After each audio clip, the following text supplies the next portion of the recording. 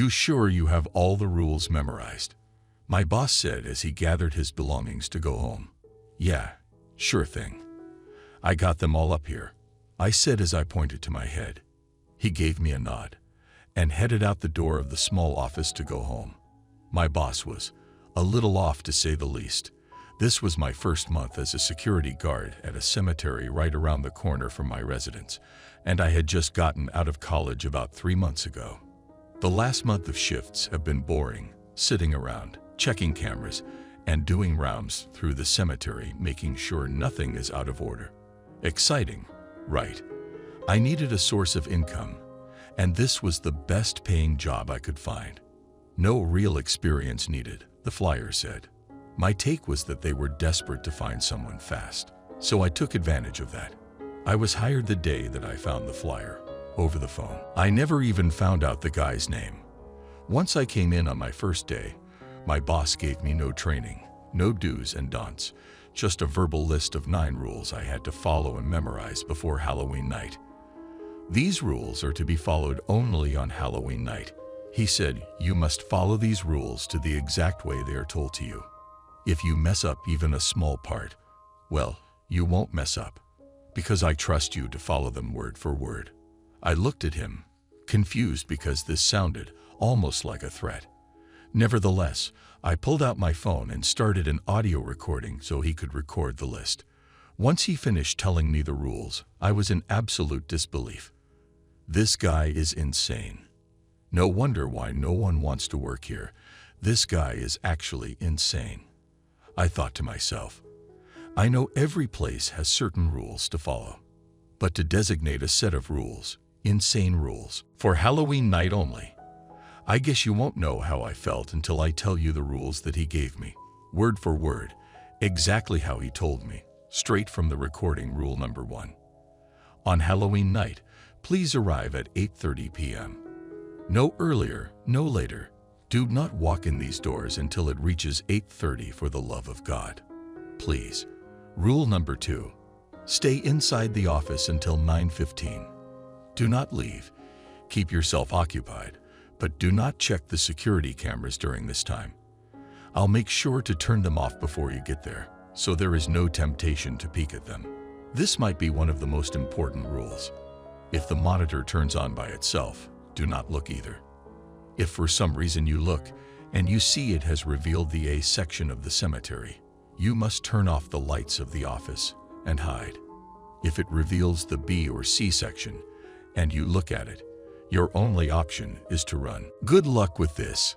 To make this easier, just cover the monitor with a jacket or blanket, because you will not want to see what happens out here this time on Halloween night. Rule number 3. After 9:15 strikes, you will have 30 seconds to get out of the office. Leave the door unlocked. It is possible you will pass an unnaturally tall figure with no facial features. This is not a Halloween costume, and you must tell him good evening and look him right where his eyes would be. If he doesn't respond, continue on your way to patrol the cemetery. If he says anything at all, you must stand completely still. Do not move a muscle. He might walk around you, but if you keep still until he's done, he should walk away with no problem. Go into the office, and he will slam the door behind him. Rule number 4.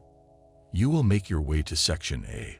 Once you inspect Section A, you will realize the gravestone titled James R. Hackney is being dug up completely. This is not out of the ordinary. Do not, and I mean do not, pay any attention to what is inside the 6-foot hole in the ground. You will not see the rest of your shift if you look down in that hole. Just keep walking to Section B and do not look back. Rule number 5. As soon as you cross the bridge from Section A to B, you will notice about a dozen shadow-like figures standing around in a circle around the big oak tree to the left of the bridge. Please listen closely to what I'm about to say. You must find the figure wearing the black top hat. You will walk up behind him and ask, "Am I clear?" If you hear a voice from inside your head say, "Continue," then you can carry on to Section B. If you don't hear anything, you must wait. You can look over to the section at this time, but I recommend keeping your eyes down. Trust me, there will be no physical harm to you if you look, but I can't promise you will be emotionally intact after looking. Rule number 6. Once you get the go-ahead, continue on to Section B. You may walk around and do what you would normally do every night here. The only catch is you must stay in this section until 10 o'clock. It should be 9:30 to 9:45 by now, so you won't have to wait long. After the time crosses 10 o'clock, continue on. Rule number 7. After walking out of Section B, you will notice a strange temperature change and lighting change. The time will have jumped to 2 a.m. after crossing. Do not panic, and please do not answer your phone. Your phone will be ringing constantly. As soon as it starts ringing, you will stand still and not move until it stops. It will be calls from your mother, father, siblings, girlfriend, boyfriend, anyone you can think of. You must not answer these calls. It is not actually them calling. It is in fact the man that you saw earlier, the one with no facial features. He is trying to lure you back to the office. You must stay away from that office until I tell you to go back. Your phone will stop ringing after about a half hour, which leaves you at around 2:30 a.m. You can continue on at this point. Rule number 8. You will notice another time jump. This one 2 more hours from 2:30 to 4:30. If the time still says 2:30 after the calls stop, you are in trouble. Unfortunately, there is nothing you can do here. You messed up a step at some point if you end up here. You can finally finish your inspection of Section C. You must be prepared for a woman covered in blood to run up to you begging for help. She will be asking you where her baby is, and if you can come fast to help her. Do not be startled, no matter how loud she yells. Tell her you will meet her outside the cemetery in 10 minutes for her to wait there. She will run off in the opposite direction, and that's how you know you succeeded. There will be a lot of towels and rags all over the ground covered in blood around Section C. This is the only maintenance you will have to do. Just pick them up and dispose of them in the waste bin closest to you. Rule number 9. After completing this final task, you must run back to your office. Do not look anywhere but ahead of you. You will see figures everywhere. You will hear your name being called from voices that you think you recognize. Just keep running. Once you reach the office, you will see the faceless man leaving the office building. It should be 5 a.m. at this point.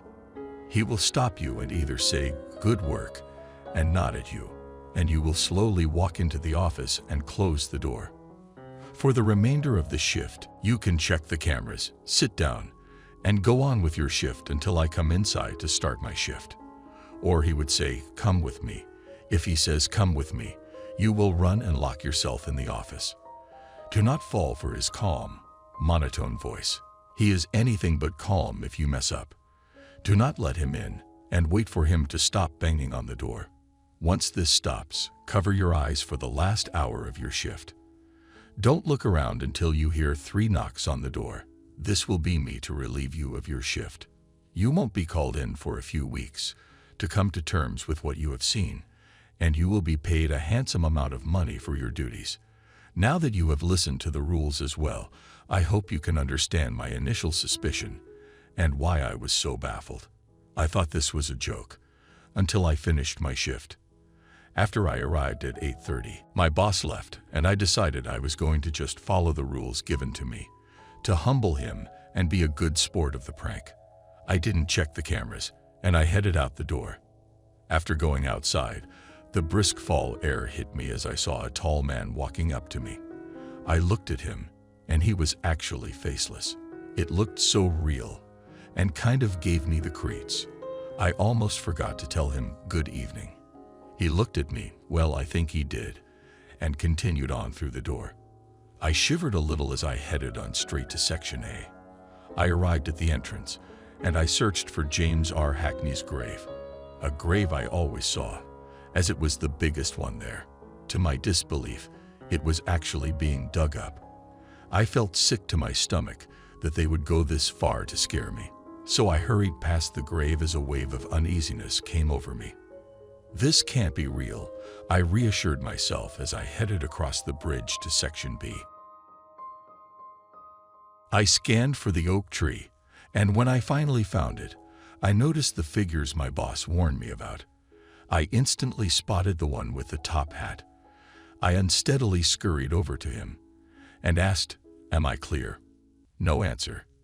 As I stood there, waiting for an answer that never came, I decided to look away from the man and peek over to Section B, because surely the pranksters wanted me to look, since they warned me against it. I froze and felt pins and needles in my hands as I saw myself standing there in the distance, at least what looked like me, except I was taller and covered in blood. As the figure that presumably was me stared back, it let out a screech and started running towards me. I was startled and absolutely mortified by this and turned around to run. I looked back, and as it reached its arms out, it completely vanished.